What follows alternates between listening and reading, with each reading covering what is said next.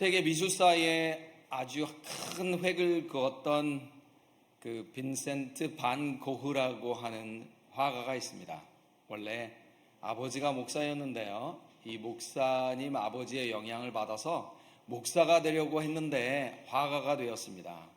목사가 되려 하였으나 그 뜻을 이루지 못하고 어떻게 하면 인간에게 위로와 또 이 땅의 평화를 주는 곳에 자기가 일조할 수 있을까를 생각하면서 늘 항상 사람은 어떤 존재인가, 내가 어떻게 하면 사람들에게 희망을 줄 수 있을까라는 것을 고민해 왔다고 합니다. 그런데 어느 날 많은 사람들이 지나가는 그 2층에서 아주 큰 하나님께서 주시는 영감을 얻게 되어지는데요. 한 여인이 지나가는 것을 보게 되어지는데 그 여인의 옷이 아주 독특해서 영감을 받았다고 합니다. 무슨 말이냐면 천쪽 아주 가난한 여인이 자신이 옷을 살 돈이 없으니까 화물하기 위해서 쓰였던 화물 포장 천막을 포장지를 가지고 자기가 옷을 리폼해서 입었대요. 그러다 보니까 취급주의, 깨지기 쉬움이라고 하는 그런 옷을 입었다고 합니다. 저도 볼 수 있도록 좀 해주세요. 지금 계속 모니터가 안 나오고 있어요. 예. 그래서 이 옷을 갖고 입다 보니까 거기에 handle with care, fragile 이라고 하는 그 옷을 입고 이 여인이 다니고 있었대요. 그래서 그렇구나, 인간은 깨지기 쉬운 존재이구나, 인간은 그래서 잘 다루어야 하는 존재이구나 라고 생각을 했다고 합니다. 지금도 여러 가지 형태의 이 패션이 제작되고 있어요. 혹시 지금 보이나요? 예, handle with care, fragile, 뭐 티셔츠가 아주 진짜 다양하게 이런 옷들이 제작되고 있어요. 이게 바로 이 반 고흐의 영감에서 비롯된 것이라고 해요. 네, 맞습니다. 인간이 강한 것 같지만 진짜 연약한 존재고 깨지기 쉬운 존재고 상처 입기 쉬운 존재다라는 거예요. 그래서 우리는 정말 조심히 다루어야 합니다. 왜냐하면 우리가 보고 있는 모든 사람들이 겉으로는 다 멀쩡해 보이지만 속으로는 과거의 상처로 인해서 아프고 병든 사람들이다라는 거예요. 인간은 누구나 마음의 병을 가지고 살아갑니다. 오늘 본문에 나오는 요셉도 예외가 아니었어요. 엄청난 아픔을 가지고 있고 사람에 대한 상처를 가지고 있었어요. 여러분 한번 생각해 보세요. 그는 어린 시절 그의 친어머니가 자기 동생 베냐민을 낳다가 돌아가셨어요. 그러니까 어머니를 사랑하는 사람을 잃는 그런 상실감에 빠져 있었죠. 그리고 다른 어머니들의 구박이 있었고 또 다른 스텝브라더들의 구박들과 핍박이 있었습니다. 뭐예요? 가족 학대예요. 어렸을 때 어머니를 잃고 가족들에게 학대를 당하는 그런 상황이었어요. 심지어는 이 스텝브라더들이 질투를 해서 요셉을 죽이려고 해요. 살인미수죠. 살인미수까지 경험하게 되어져요. 그리고 미디안 상인들에게 노예로 팔아버려요. 인신매매 당해요. 여기 한번 손들어 보세요. 인신매매 당했던 분 손들어 보세요. 살인을 당해볼 뻔한 적 있으신 분들 한번 손들어 보세요. 없다라는 거예요. 그리고 겨우 이제 노예로 정착해서 잘 살아보나 했더니 누명을 써서 2년이나 감옥 생활을 했죠. 직장 학대예요. 직장에서 잘 지내고 있는데 누명을 썼어요. 그리고 감옥으로 이제 죄수의 옷에서 노예의 옷에서 그것도 모자라서 감옥의 죄수의 옷으로 갈아입게 되는 이런 형편에, 그런데 술 맡은 관원장의 꿈을 해몽해주고서 이제 난 나갈 수 있겠다라고 생각했는데 이 관원장이 아주 까맣게 잃어버립니다.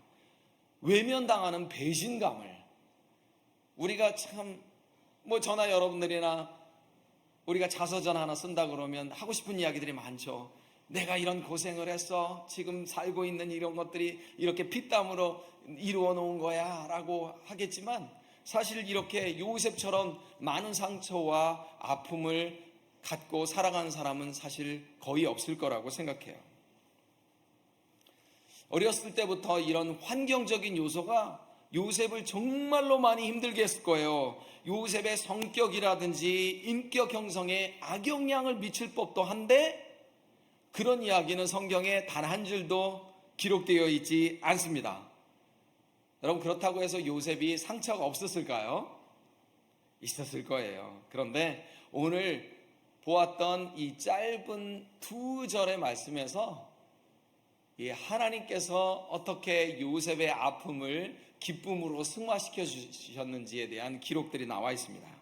오늘 읽었던 본문을 다시 한번 읽겠습니다. 시작. 요셉이 그의 장남의 이름을 므낫세라 하였으니 하나님이 내게 내 모든 고난과 내 아버지의 온 집 일을 잊어버리게 하셨다며 차남의 이름을 에브라임이라 하였으니 하나님이 나를 내가 수고한 땅에서 번성하게 하셨다 함이었더라. 이 구절을 보니 참 요셉이 얼마나 힘든 삶을 살았을까, 상처를 부둥켜 앓고 어떻게 살아왔을까, 외로운 이국 땅에서 혈혈단신, 저도 미국에 혼자 왔거든요. 오니까 이슬 피할 집이 없어요. 당연히 학교를 가면 기숙사가 있을 줄 알았더니 기숙사가 없대요. 그러니까 오늘 설교 준비하면서 저도 옛날에 그 상처들이 생각이 났어요. 그런데 이 애굽의 총리가 되어지고 부인을 얻고 자녀 첫째 아들을 낳았는데 그 첫째 아들의 이름이 므낫세, 하나님이 내 모든 고난과 내 아버지의 온 집안일을 잊어버리게 하셨다. 여러분, 거꾸로 말하면 뭐예요? 자기의 집안일, 인신매매를 당했던 그 아픔이 자기 마음속에 있었다라는 얘기예요? 없었다라는 얘기예요? 있었다라는 얘기죠. 우리 뇌과학자들에 의하면 인간은 자신의 아픈 감정이나 상처들을 잊어버리게 하는 시스템이 있대요.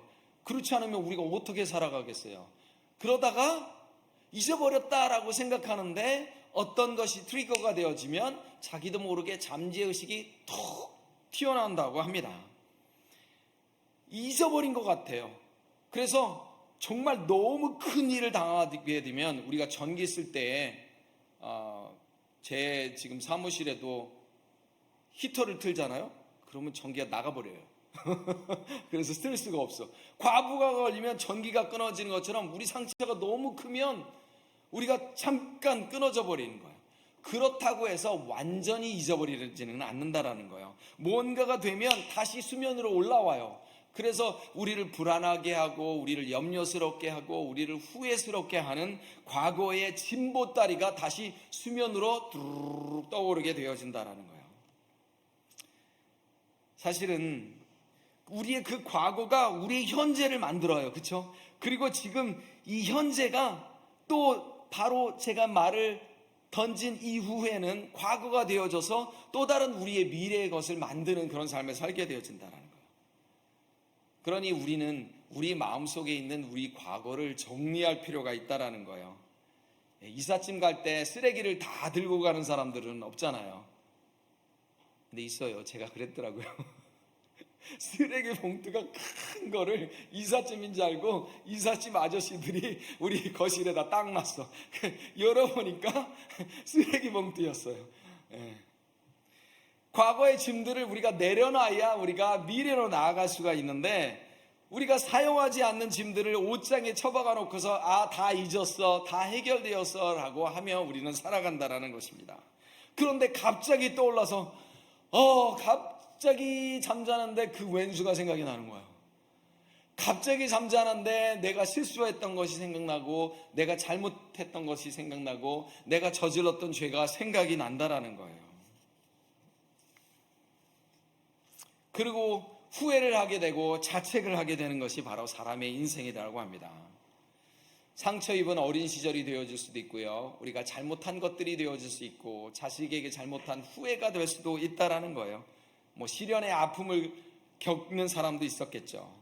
이 상처들은 반드시 우리들의 현재 삶에 영향을 미친다라는 것입니다. 그리고 우리의 생각을 지배하고 우리의 행동을 제한합니다.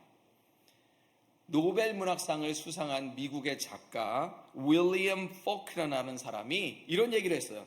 The past is never dead. It's not even past. 과거는 결코 죽은 것이 아니다. 심지어 그것은 과거가 아니다. 무슨 얘기예요? 과거가 물이 흘러가듯이 흘러가서 그냥 우리에게 영향을 안 미치면 좋겠는데, 과거는 죽은 것이 아니다라는 얘기는 뭐냐면, 과거는 죽지 않고 지금 현재도 살아서 우리에게 영향을 미친다라는 거예요. 여기에서 정말 자기 관리가 뛰어난 우리 성도님들이 계실 거예요. 그런데 아무리 자기가 뛰어나다라고 할지라도 우리의 과거를 바꿀 수 있는 사람은 없습니다. 그렇죠? 그러나 과거는 우리를 바꿀 수 있다라는 거예요. 수많은 우리의 과거의 죄라든지 과거의 후회, 과거의 실패로 인해서 우리가 통제를 받게 되어진다라는 거예요. 우리는 그리스도 안에서 새 사람으로 태어났지만 이 과거의 아픔을 다시 회상하는 순간 다시 옛사람으로 돌아가 버리게 되어진다라는 거예요. 그래서 우리가 진정한 새 사람으로서의 자유를 누리기 위해서는 과거의 짐을 내려놓아야 한다라는 거예요. 그리고 치료를 받아야 한다라는 거예요. 그러면 우리가 어떻게 치료를 받을 수 있겠느냐, 어떻게 그런 일이 가능하겠느냐라는 거예요. 그것은 바로 과거나 과거의 신앙에 대한 시간에 대한 우리의 반응을 바꾸는 거예요. 우리의 태도를 바꾸는 것입니다.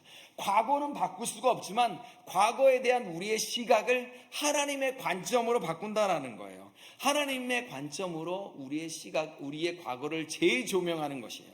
그것이 바로 오늘 본문에 나타난 요셉이 했던 방법이에요. 자, 요셉이 어떻게 자신의 과거를 하나님의 시각으로 재조명할 수 있었는지 살펴보겠습니다. 첫 번째로 자신을 탓하는 마음을 버렸다라는 거예요. 창세기 45장 5절 다 같이 읽겠습니다.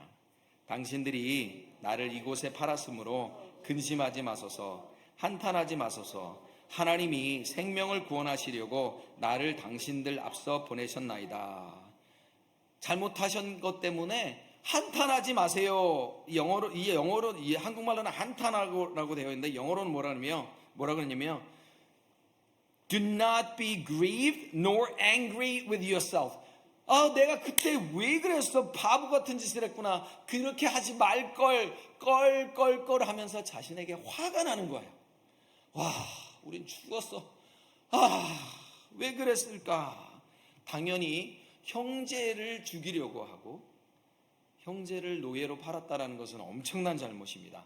인간적으로나 도덕적으로나 도의적으로도 해서는 안 될 일이에요. 요셉이 어떻게 10명이 형을 싸워서 이기겠어요? 그죠? 17대 1 이런 거는 무협지에나 나오는 거지. 지금 형들하고 10대 1로 싸우고 있는데 이 어린 요셉이 어떻게 감당할 수 있었겠어요? 그냥 숙명처럼 받아들일 수밖에 없었겠죠. 그런데 이제 어떻게 됐어요? 상황이 역전되었어요. 요셉은 세계 최강국 애굽의 총리가 되었고 지금 이 형들은 식량을 얻으러 온 가난한 유목민에 불과하다라는 거예요.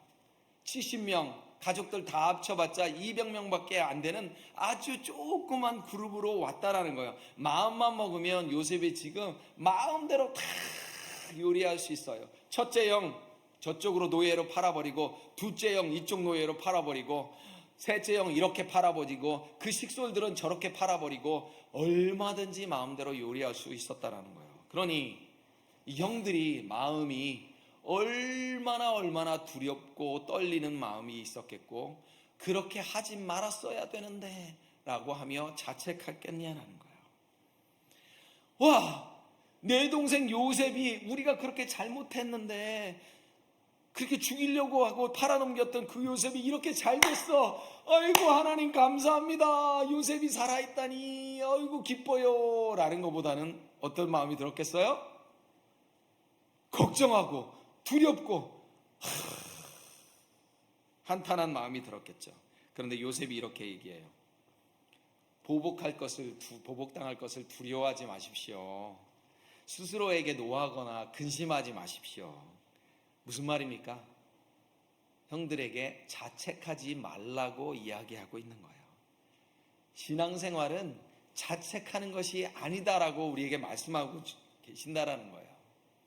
그런즉 누구든지 그리스도 안에 있으면 다 같이요, 새로운 피조물이라. 이전 것은 지나갔으니 보라, 새 것이 되었도다.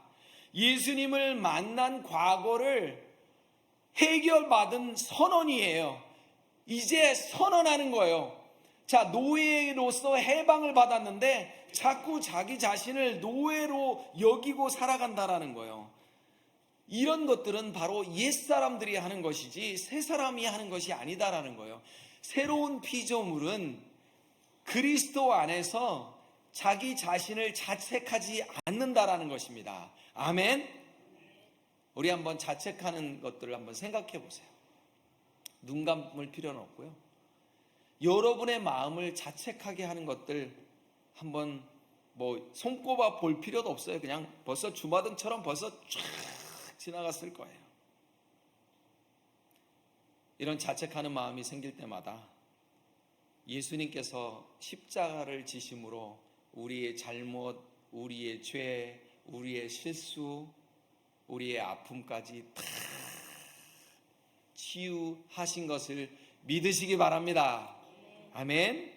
주님께서 다 짊어지셨기 때문에 우리 몫은 없다라는 거예요.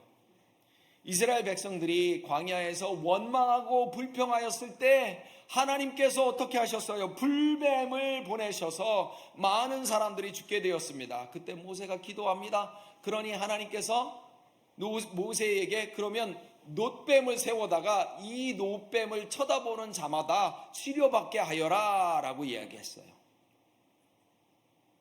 이 놋뱀은 바로 우리의 아픔과 고통을 치유하시는 예수 그리스도를 상징합니다. 우리가 십자가에 달리신 예수님을 바라볼 때에 과거가 치료되는 줄로 믿습니다. 아멘. 이사야서 53장 5절 같이 읽겠습니다. 그가 찔림은 우리의 허물 때문이요 그가 상함은 우리의 죄악 때문이라. 그가 징계를 받음으로 우리는 평화를 누리고 그가 채찍에 맞음으로 우리는 나음을 받았도다. 잠깐만 기도하겠습니다. 하나님, 우리의 아픔, 실수, 우리의 자책하는 마음들 십자가 앞에 다 내려놓습니다라고 기도하겠습니다.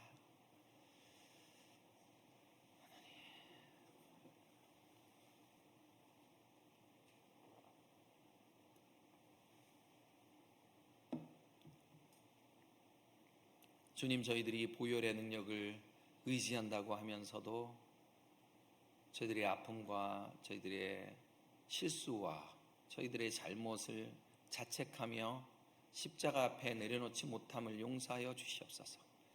부모로서 잘못한 것, 또 교회의 중직으로서 잘못한 것,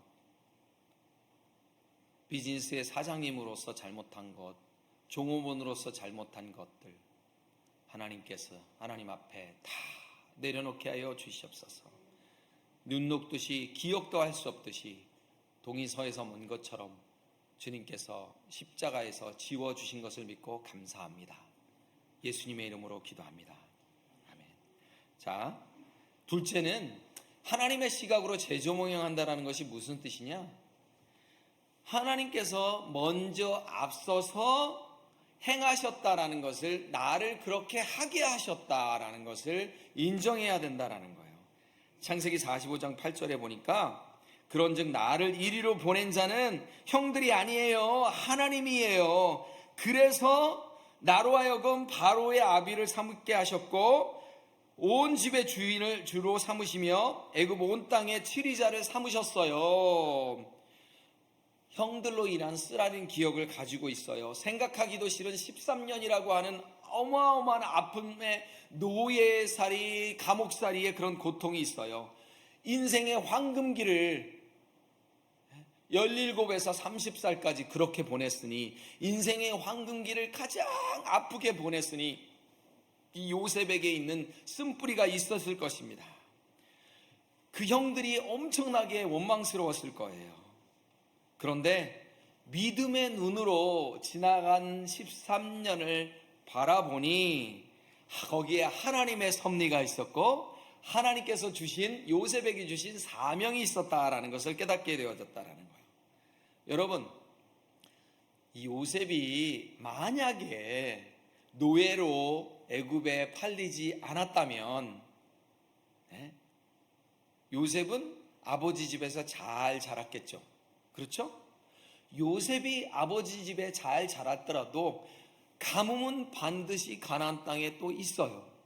그러면 그 가뭄이 닥쳤을 때 어떻게 요셉을 먼저 애굽 땅에 보내시고 그 야곱의 식솔들을 먹이시고 또 엄청난 큰 민족으로 이루게 하실 하나님의 뜻은 어떻게 되었겠냐라는 거예요.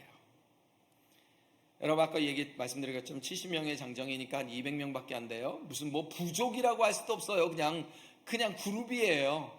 그런데 아주 큰 민족을 이루게 되어집니다. 어떻게 해요? 형들이 애굽을 미디안 상인들에게 팔았기 때문에. 아멘. 애굽을, 요셉을 하나님께서 이 큰 역사의 물줄기에 사용하셨다라는 거예요. 하나님, 왜 저예요? 왜 저에게 그런 아픔을 주셔야 돼요? 제가 뭘 그렇게 잘못했어요? 여러분의 기도가 아니고 제 기도입니다. 저도 하나님께 눈물로 얼마나 많은 이런 하소연을 했는지 몰라요. 오늘 아침에 제 사무실에 가서 기도하면서도 하나님, 그 아픔이 없었다면 제가 어떻게 감히 하나님의 교회에서 이렇게 말씀을 전하는 자가 될 수 있었겠습니까? 감사합니다. 하나님께서 주신 사명을 다시 깨닫고 나니 자신에게 아픔을 주었던 사람들이 용서가 되어진다는 거예요. 하나님께는 우연이 없다라는 사실을 믿으십니까? 안 믿고 싶어요. 근데 때때로 하나님께서 분명히 실수하셨을 거야. 하나님께서 오창훈이 아니고 오창준을 보내셨어야 되는데 잘못 보내시는 걸 거야. 내가 왜 이 일을 감당해야 되는 거야? 라고 하는 가정의 어려움, 교회의 어려움, 사업의 어려움, 여러 가지 어려움들이 제가 다 알아요. 여러분들 한 분 한 분 인터뷰를 솔직하게 하잖아요. 이야, 이 자서전 내야 돼. 다 그런 사연들이 다 있다라는 거예요. 그런데 이 요셉은 하나님의 사명을 깨닫고 나니 그 형들을 용서할 수 있었다라는 거예요. 51절 다시 읽겠습니다. 다 같이 시작. 하나님이 내게 내 모든 고난과 내 아버지의 온 집을 잊어버리게 하셨다. 요셉이 자신이 받은 상처 때문에 자신의 인생이 망가지거나 성격이 포악해지거나 복수심이 불타서 팽이 되거나 불행한 삶을 살지 않았다라는 거예요. 얼마든지 그럴 수 있는 가능성은 많았지만 이 상황 때문에 자신을 그렇게 몰아넣지 않았다라는 거예요. 저 인생 막 살 거예요, 하나님. 옛날에 전도연 주연의 어떤 영화를 보게 되어졌어요. 자식이 정말 힘든 것을 겪으니까 이 전도연, 이 주연 배우가 그냥 아무나한테 그냥 막 강간을 당하려고 막 그러는 거예요. 막 그러면서 누워서 이렇게 하나님 앞에, 하나님 보고 계시죠? 예? 당신이 나한테 이런 일을 겪게 해갖고 내가 이렇게 망가지고 있어요 라고 하는 그런 영화를 본 적이 있어요. 우리 안에 어떤 상처와 어떤 고통이 있을지라도 내 삶을 가장 소중하게 여겨야 한다는 거예요. 아멘. 저는 그렇게 하지 못했어요. 그렇게 하지 못했던 저의 기억들이 있어요.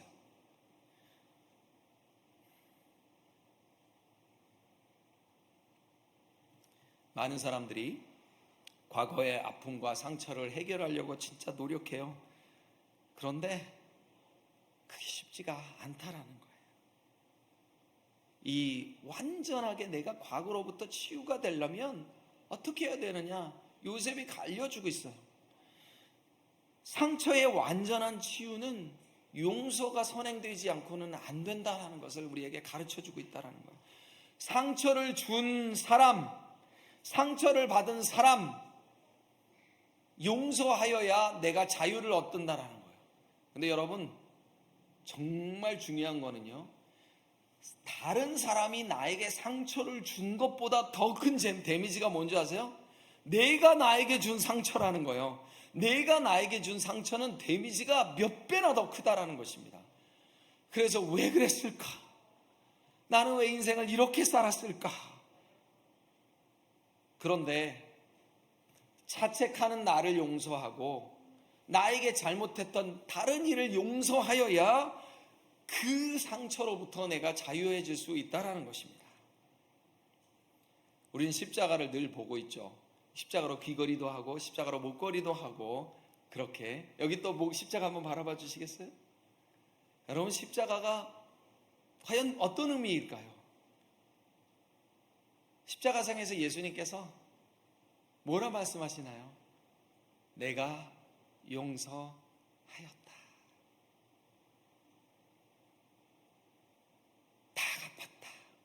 다 갚았다가 헬라어로 테텔레스타이라고 얘기했잖아요. 이 테텔레스타이라는 게 무슨 말이에요? 고고학자들이 카타콤에서 그 시빌라이제이션 됐던 문명을 찾다가 그 안에 영수증을 발견했는데, 영수증에 페이드, 우리도 페이드라고 하잖아요. 거기에 뭐라고 쓰여 있냐면 다 갚았다라는 뜻이 테텔레스타이라는 거예요. 예수님께서 왜 십자가에서 마지막에 숨을 거두시기 전에 다 갚았다라는 그런 단어를 쓰셨을까요? 무슨 뜻이에요? 다 용서하였다. 너희들에게는 이제 죄값이 없다. 내가 다 안고 지금 십자가에서 숨을 거둔다라는 뜻이다라는 거예요. 내가 너를 사랑한다. 내가 너를 용서한다. 아들아, 딸아. 이 메시지가 바로, 그 약속의 메시지가 바로 십자가라는 것입니다. 과거가 지배하는 사람들의 특징을 보면 용서에 약해요. 자신을 용서하는 것에 약하고요, 남을 용서하는 것에 약하다라는 거예요. 그래서 자신을 용서하지 못하고 자책하고 남을 용서하지 못하고 정죄를 하게 되어진다라는 거예요. 이것에서 벗어나야 우리의 삶의 어둠의 사슬과 어둠의 그림자를 우리가 끊어버릴 수 있다라는 거예요. 그래야 우리 안에 잠재되어 있는 하나님의 형상이 비로소 빛을 발하게 되어진다라는 거예요. 용서가 무엇일까요? 잘못을 눈 감아준다? 그래, 그럴 수도 있었어. 그때 상황을 보니까. 잘못을 이해해 준다? 아니요. 그래서 좀 더 승화를 시켜요, 용서를. 그래, 내 잘못이야. 한국에 그런 운동이 있었잖아요. 내 탓이다, 내 탓이다. 그거 안 돼요. 자기 탓으로 돌린다고 해서 용서가 되는 것이 아니에요. 진정한 용서라는 것은 무엇이냐? 잘 들어보세요. 진정한 용서는 자신을 자책하는 마음, 남을 정죄하는 마음을 예수 그리스도 앞에 내려놓는 거예요. 나에게는 자책하는 권리도 없고 정죄하는 권리도 없다. 이것을 그리스도 앞에 던져버린다라는 것이 용서라는 것입니다. 그러나 이 사탄은 그렇게 하지 않죠. 박권사, 우리 박권사님 죄송합니다, 꼭 계시면 네가 잘못한 게 아니야. 세상 다 알아. 네 잘못이 아니지. 얼마나 아프겠니? 네가 화나는 것 당연해. 네가 아직도 괴로워하는 것 당연해. 당연해. 누가 얘기해요? 사탄이 이야기하는 거예요. 우리는 과거의 종이 되지 말고 예수 그리스도의 종이 되어야 합니다. 아멘. 52절을 읽겠습니다. 차남의 이름을 어떻게 불렀냐면요, 에브라임이라 하였으니 하나님의 나를 내가 수고한 땅에서 번성하게 하셨다 함이더라. 야, 하나님, 제가 이만큼 애굽에서 성공했습니다. 제가 수고하니 내가 이렇게 사람들도 미운데도 안 미워했고요, 또 누명을 썼는데도 내가 정신 바짝 차리고 해갖고 내가 열심히 수고했더니 내가 성공했습니다. 감사합니다. 이 메시지가 아니다라는 거예요. 지금 요셉이 말하는 수고는 뭐냐면, 하나님, 이럼에도 불구하고 저를 하나님 앞에 순종하고 이럼에도 불구하고 하나님을 찬양할 수 있게 하신 우리 하나님을 찬양합니다 라는 뜻이에요. 아멘. 수고라고 하는 것은 자기 수고가 아니고 자기가 순종을 했다라는 거예요. 이렇게 내가 수고한 땅에서 번성하게 하셨다라는 것은 그럼에도 불구하고 나를 순종하게 하셔서 찬양하게 하시고 번성하게 하신 우리 하나님을 지금 찬양하고 있다라는 것입니다. 말씀의 결론을 맺습니다. 우리 한자 한번 보시겠어요? 보이나요? 백과사전이에요. 영어로는 encyclopedia. 학문, 기술, 예술, 체육, 우리 인간사에 일어나는 모든 일들을 보기 좋게 잘 수집하여서 체계적으로 분리한 책을 우리가 백과사전이라고 해요. 그래서 똑똑한 사람들을 우리는 뭐라 그래요? 걸어다니는 백과사전이다. 정보를 얻기 위해서 아주 유용하게 쓰이는 것이 바로 백과사전이에요. 이 한자를 잘 보시기 바랍니다. 그런데 제가 사흘 전에 꿈을 꾸는데 하나님께서 이 백과사전 이 한자 두 한자를 저에게 보여주셨어요. 꿈을 꾸는데, 창훈아, 너는 지금 백과사전이라고 하는 뜻을 잘못 사용하고 있는데 네가 사용하고 있는 너의 잘못된 백과사전의 한자, 엉터리 한자를 내가 보여주마 하고 보여주신 거예요. 뭐예요? 뭐가 달라요? 과자가 달라요. 제 꿈속에 하나님께서 그걸 보여주셨어요. 100가지 과거의 사전을 체계적으로 분류해가지고 갖고 있는 거예요. 여기서 있었던 이 과거에 이거를 이렇게 분류해놓고, 이 과거를 저렇게 분류해놓고, 저 과거를 또 이렇게 분류했고 살아가는 내 모습을 하나님께서 꿈속에서 저 한자를 탁 보여주시더라고요.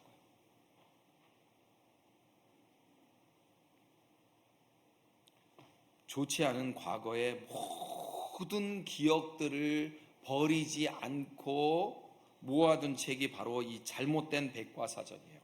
이 한자 두 개 비교해 주세요. 보이나요? 자, 우리가 올바른 백과사전을 가지고 살아야 하겠습니다.